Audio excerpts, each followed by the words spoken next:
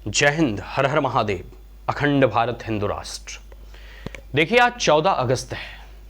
14 अगस्त आपको पता होगा कि भारत और खास करके इस प्रधानमंत्री नरेंद्र मोदी के शासनकाल में इसे विभाजन विभीषिका स्मृति दिवस के रूप में मनाने का निर्णय लिया गया।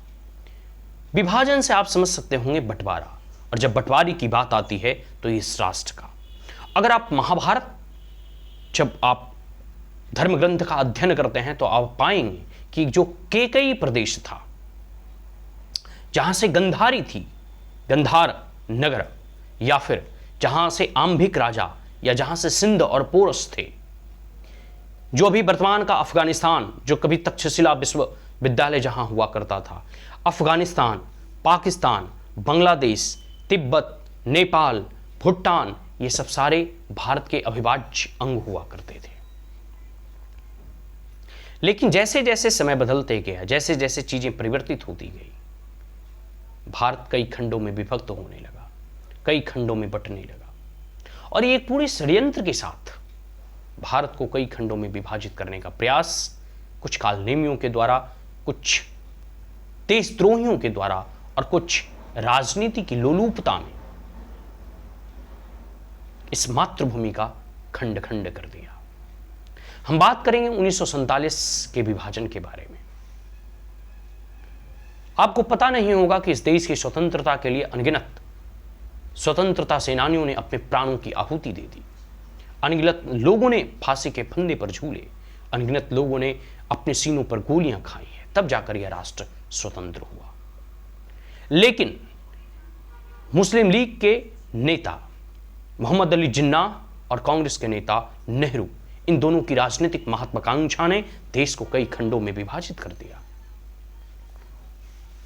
लेकिन उस विभाजन पर हस्ताक्षर करते समय इन नेताओं को यहां के भारतवासियों और वहां पर रह रहे लोगों का ख्याल नहीं आया। इस पूरे के पूरे आजादी के इस अभियान के दौरान भारत ने लगभग 7 से 8 वीर सपूतों को खोया है। लेकिन आपको पता नहीं होगा कि इस एक विभाजन ने 20 लाख लोगों की जानें ले ली। इस एक 1947 का विभाजन या 14 अगस्त की मध्यरात्रि को ही जो है पाकिस्तान का निर्माण हुआ। एक विभाजन ने जो है पूरे के पूरे जो है भारत को 3 खंडों में बांट दिया। पाकिस्तान जो, और अभी वर्तमान का जो बांग्लादेश है, उस वक्त का जो है ईस्ट पाकिस्तान। और इन दोनों जगह पे लगभग 10 से 20 लाख लोगों की जानें गई, हत्याएं हुई, लूट हुआ, मर्डर हुआ, रेप हुआ। लेकिन राजनीति की रोटियां सेकने वाले, सत्ता की लोलुपता वाले लोगों ने इन सभी लोगों में से किसी का सुध नहीं लिया। कई बार जो है कह सकते हो कि नारों में कई बार जो है बड़े गौरव के साथ ये सब कहते हुए दिखाई देते हैं कि हमें आजादी बिना खड़क बिना ढाल के मिल गई, सत्य और अहिंसा के पथ पर हमने आजादी ले ली। लेकिन अगर पूरे ह्यूमैन काइंड में, पूरे ह्यूमैनिटी में अब तक का सबसे बड़ा अगर मानवों का माइग्रेशन प्रवास हुआ है तो वह भारत के विभाजन 1947 के दौरान। सबसे अधिक अगर लोगों की हत्याएं हुई, जो ह्यूमैन ट्रेजेडी, ह्यूमैन हिस्ट्री में जो सबसे बड़ी ट्रेजेडी है वह पार्टीशन है। हिटलर ने भी द्वितीय विश्व युद्ध में 6 से 7 लाख ऐसे जूइश और अपोनेंट का हत्या किया था। लेकिन इस आजादी के दौरान और विभाजन के दौरान आप कह सकते हैं कि 20 लाख लोगों की जानें चली गई। कानो कान किसी को खबर नहीं था, किसी को पता नहीं था कि कल सुबह उठेंगे और हम पाकिस्तान बन जाएंगे और हम हिंदुस्तान बन जाएंगे। इसके जो प्रोसेस थे, जो ट्रांजिशन के प्रोसेस थे, बड़ा ही कम्बरसम था, जटिल था, या फिर अनुचित तरीके से अपनाए गए। नरेंद्र मोदी ने पार्लियामेंट के संबोधन में और भाषण में ठीक ही कहा था कि काटनी चाहिए थी गुलामी की जंजीरें, गुलामी की बेड़ियां, लेकिन काट दी गई राष्ट्र की भुजाएं। किसी भी परिस्थिति में राष्ट्र का विभाजन मुझे स्वीकार नहीं है। किसी भी परिस्थिति में मातृभूमि का विभाजन किसी भी इस देश के सच्चे सपूत को कभी भी स्वीकार नहीं होगा।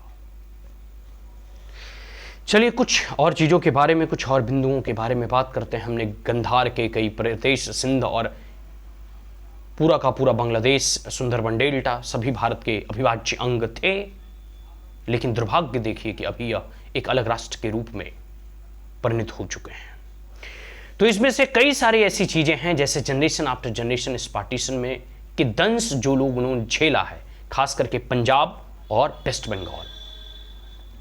पंजाब चाहे ईस्ट पंजाब हो या वेस्ट पंजाब हो, ठीक उसी प्रकार ईस्ट बंगाल हो या वेस्ट बंगाल हो, दोनों तरफ के खास करके हिंदुओं ने जो दंश झेला है वो आज तक किसी ने नहीं झेला। इतना ही नहीं, जनरेशन आफ्टर जनरेशन, कई युग बीत चुके हैं, जनरेशन बीत चुका है, लेकिन फिर भी जो पीड़ा, जो दुख, जो दर्द पार्टीशन के समय उन्हें भोगने पड़े थे, वह पीड़ा सुनकर, जानकर, सोचकर आज भी उनकी रूहें कांप उठती हैं। कई सारे लोग अपने ही घर से, अपने ही देश में विस्थापित हो गए। वह देश इनका था, उन्होंने देश की स्वतंत्रता के लिए लड़ाई लड़ा, लेकिन राजनीतिक बंटवारे ने उसको अपनी मिट्टी से अलग कर दिया। जहां वो जन्मे, जहां वो पले बढ़े, जहां उन्होंने संघर्ष किया, जहां उनका बचपन बीता, वो सब उनकी अब स्मृति शेष में बस रह चुके हैं। इतना ही नहीं, इसके साथ साथ कई सारे ऐसे जख्म हैं जो अब अनरिपेयरेबल हैं, उन्हें रिपेयर नहीं किया जा सकता, उन्हें रिवर्स नहीं किया जा सकता। कुछ और बिंदुओं पर, जैसे हमने बताया कि 10 से 12 मिलियन, ये तो सरकारी डाटे कहते हैं कि 10 लाख लोगों की जानें गई हैं, सरकारी डाटे हैं, गवर्नमेंट ऑफ इंडिया का ऑफिशियल डाटा है। लेकिन कई सारे ऐसे डेथ, कई सारे ऐसे लूट, कई सारे ऐसे मर्डर, कई सारे ऐसे हिंदू बहन बेटियों का रेप, ये तो अनरिकॉर्डेड होगा, क्योंकि उस समय पुलिस प्रशासन या प्रशासनिक व्यवस्था इतनी चुस्त दुरुस्त भी नहीं थी। 10 लाख लोग कह दिए, कांग्रेस को कुछ नहीं लगा, लेकिन एक बार कांग्रेस इस पर पार्टी और मुस्लिम लीग इस पर विचार करके देखे। एक व्यक्तियों की हत्या होने पर इतने हो हंगामा होता है, 10 लाख लोगों की instantly with in a few days जाने चली जाना, कितनी बड़ी मानवता के ऊपर यह त्रासदी थी, इसकी आप एक बार कल्पना करके देखें, इसकी विभीषिका के बारे में आप सोच कर देखें, तब आप पाएंगे कि शायद पूरे मानव सभ्यता में इतनी बड़ी त्रासदी आज तक कहीं और कभी भी नहीं हुआ होगा, ना ही हिटलर के शासनकाल में। लेकिन नेहरू और जिन्नाह के शासनकाल में यह संभव हो गया। इसके साथ साथ देखिए, दुनिया का सबसे बड़ा माइग्रेशन, वर्ल्ड लार्जेस्ट माइग्रेशन के तौर पे ये देखा जाता है। इतनी बड़ी माइग्रेशन आज तक वर्ल्ड हिस्ट्री ने कभी नहीं देखा। इसके बाद अगले पॉइंट्स की बात करूं तो 2 मिलियन से लेकर 20 लाख पीपल्स में डाइड, मतलब मरे हैं लगभग। आपको पता होगा, मैंने 2 क्षेत्रों के बारे में बात किया। एक बांग्लादेश का क्षेत्र जो अभी ईस्ट पाकिस्तान उस समय था और अभी बांग्लादेश है, तो वहां बंगाल ईस्ट और वेस्ट बंगाल, और इधर ईस्ट और वेस्ट पंजाब, ये दोनों क्षेत्र जो है, दोनों जगह की भूमि जो है लहू से सनी हुई भूमि है। अनगिनत ऐसे इस भारत मां के सपूतों का जो है उस पार्टीशन के दौरान जाने चली गई, कई सारी माताओं की कोख सूनी हो गई, कई सारी बहन बेटियों की इज्जत लूट ली गई। कुछ और पॉइंट्स की बात करूं तो जैसे सिंध वगैरह में भी जो है लगभग 1.2 से 1.4 मिलियंस ऐसे विस्थापित हुए हैं। पंजाब का मैसेकर कौन नहीं जानता है। और फिर मैं कहता हूं कि कई बार जब आप इतिहास के पन्नों को पलटते हैं, इतिहास को देखते हैं, इतिहास के बारे में जानते हैं, तो इतिहास के किताबों में सिर्फ कुछ परिवारों को महिमा मंडित किया गया, कुछ लोगों को ही महिमा मंडित किया गया। जैसे कई बार यह पंक्तियां सुनते हुए दिखाई देते हैं कि महात्मा गांधी के बारे में कहा जाता है कि दे दी तुमने आजादी बिना खड़ग बिना ढाल। मतलब कुछ पंक्तियां आप देखिए, अहिंसा परमो धर्म की चर्चा करते हैं, तू ही राम है तू रहीम है की चर्चा करते हैं, सेकुलरिज्म की बात करते हैं। लेकिन ये सब लोग जब इतिहास को जाने, इतिहास के बारे में जब इनको इनकी सच्चाई पता चलेगी, तब आपको पता चलेगा राम और रहीम एक हो ही नहीं सकता। गाय को खाने वाले, गाय को काटने वाले एक कैसे हो सकते हैं?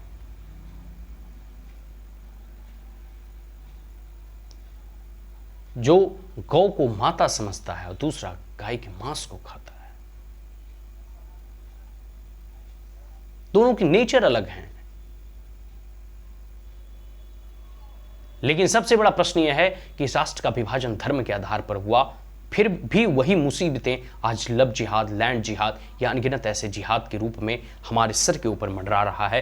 बिहार के ही जो है फुलवारी शरीफ में एनआईए ने जब छापा मारा था तो ये निकले हैं कि गजवाए हिंद का सपना जो 2047 तक भारत में पूरा एक गजवाए हिंद करना है, वो समस्या आज भी हिंदुओं के सर पे बरकरार है। आजादी के दौरान आपको पता होगा कि जब भारत पाकिस्तान का विभाजन हुआ तो उस दौरान भी जो है कई सारे रिफ्यूजीज भारत आ रहे थे और मस्जिदों में शरण ले रहे थे और यहां से मुस्लिमों का पलायन हो रहा था। बापू ने कहा मुसलमानों को निकल जाना चाहिए, मुसलमानों की मस्जिदों से हिंदुओं को निकल जाना चाहिए, वहां शरण नहीं लेना चाहिए। बापू जो है पाकिस्तान को 55 करोड़ देने पर तुले हुए थे, उसके लिए वो अनशन करने के लिए जा रहे थे।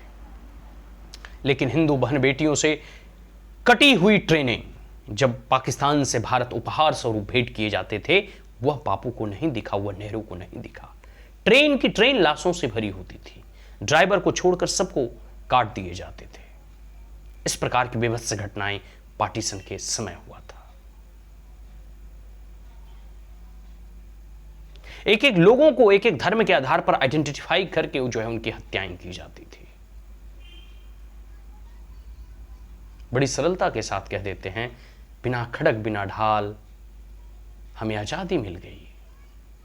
इस विभीषिका को उठाकर देखें, इसके बारे में पढ़ें, तब असलियत आपको पता चलेगा कि कितने क्रूर निर्दयी ये लोग थे जो पहले तो देश की इस मातृभूमि की भुजाओं को काटा, इसे लहूलुहान किया, कई खंड में इसे विभाजित किया, फिर विभाजन किया तो भारत को धर्मशाला बना दिया। एक तरफ पाकिस्तान जहां और बांग्लादेश इस्लामिक राष्ट्र के रूप में बना, वहीं भारत धर्मशाला बन गया।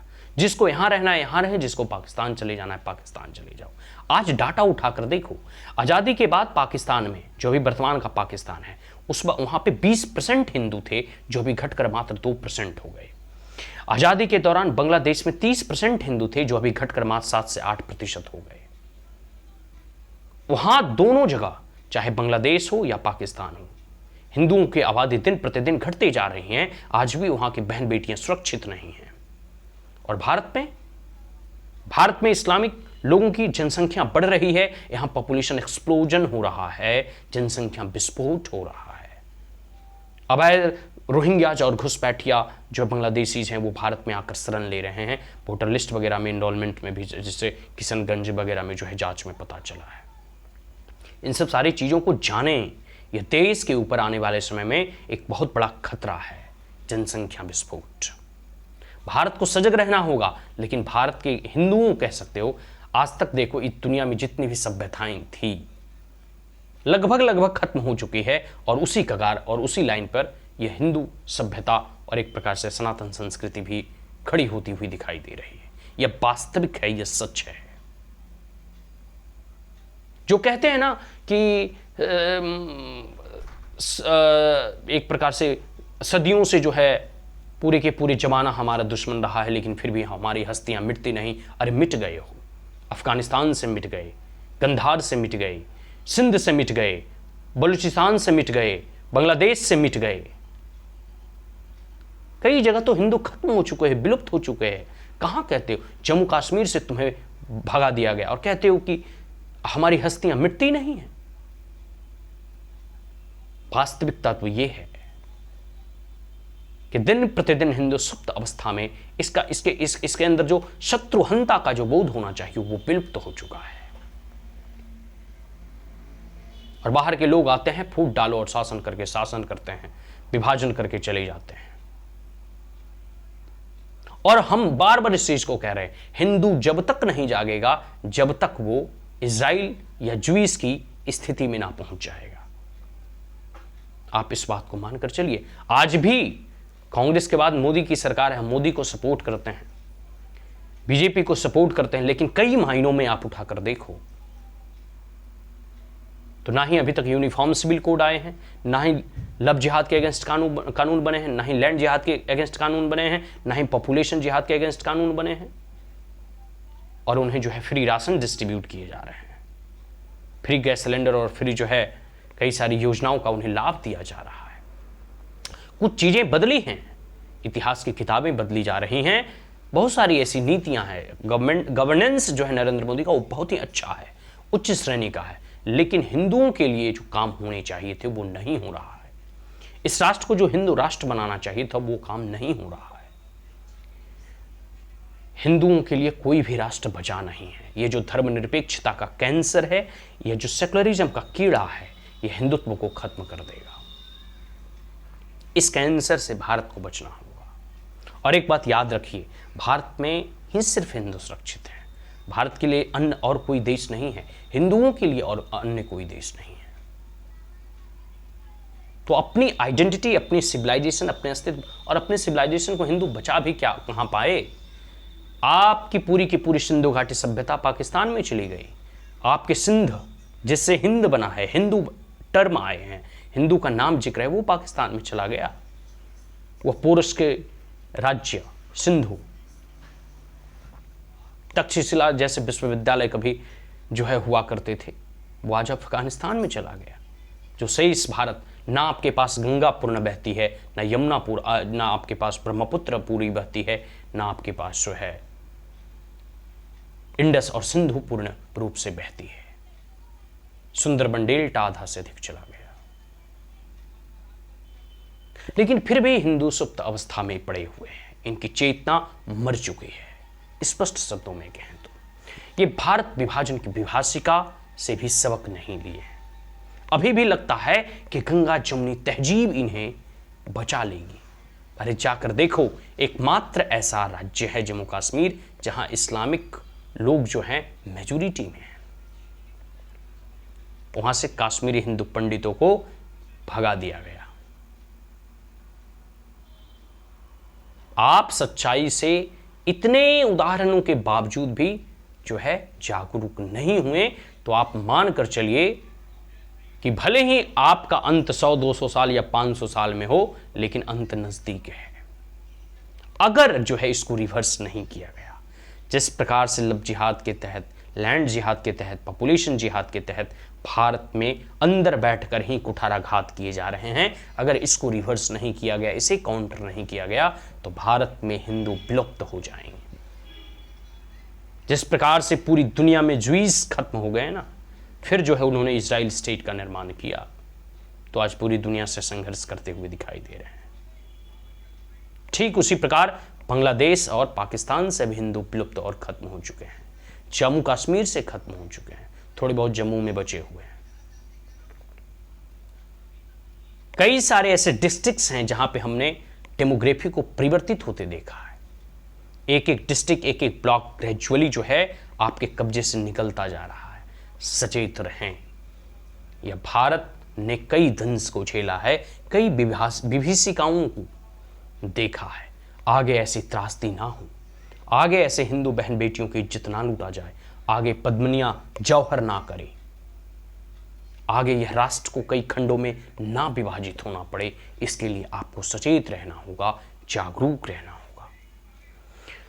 तो कल 15 अगस्त है, शायद यह वीडियो 15 अगस्त को अपलोड हो। इसके लिए मैं तमाम देशवासियों को इस 15 अगस्त के उपलक्ष्य पे, देश की स्वतंत्रता दिवस के उपलक्ष्य पे सभी देशवासियों को मैं शुभकामनाएं देता हूं। सभी अपने घरों में तिरंगा झंडा फहराएं, सभी अपने छतों पर तिरंगा झंडा फहराएं, अपने राष्ट्र का, अपने इस देश की आज़ादी की, अपने देश की स्वतंत्रता का उत्सव मनाएं।